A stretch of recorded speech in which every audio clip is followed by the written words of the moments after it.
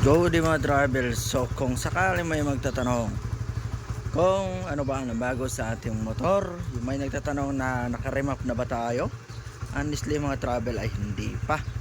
Tayo ay naka-stock lamang, stock gulong yung size nya, stock sprocket na yan, binalik natin to sa 15 itong engine sprocket natin. Tapos yung rear ay 44 yan, mga stock lahat yan.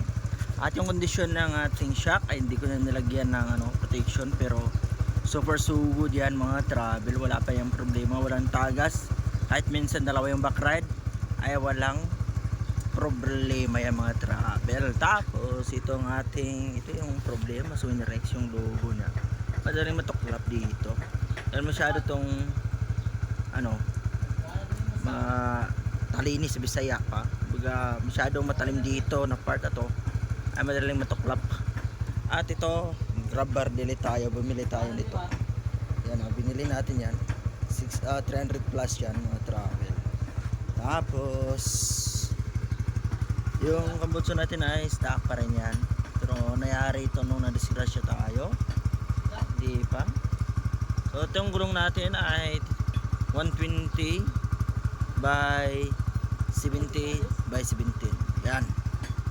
So ito ating stainless na to, grabe solid to, almost 2 years na din to, pero walang jalos ng taya o walang sinyalis ng kalawang. Ayan.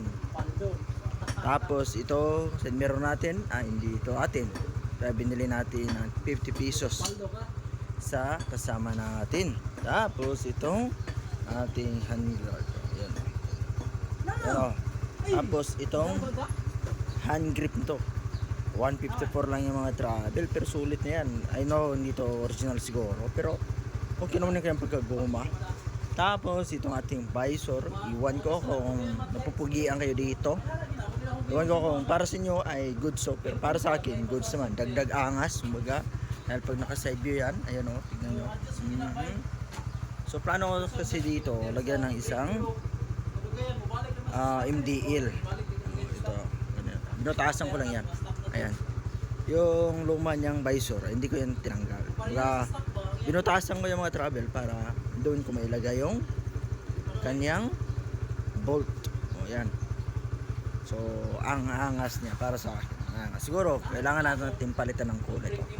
Kailangan natin kulay itim para mas lalong lumabas yung angas niya. Dahil pag ganyan, hindi masyado nakikita yung umbok dito. Okay lang yung mga travel. Tapos kung magtatanong kayo kung ilang odo na to, ay ayan mga travel, ayan 39,433 kilometers. So medyo malayo na yan sa loob ng almost 2 years. Dahil sa March, by March ito ay magto 2 years mga travel. So ito yung ating MDL switch. Kapakita ko sa inyo yan, dito ko lang yan nilagay dahil may paulit-ulit na nagtatanong nito, kaya yan dito ko nilagay yan. Noong una dito ko yan nilagay, pero sumasaya dito minsan, so ang ginawa ko dito na lang, nilipat ko dito. So far so good na yung mga travel. So don't forget to subscribe my channel for more updates sa ating video. Bye bye sa lahat, ride safe and God bless.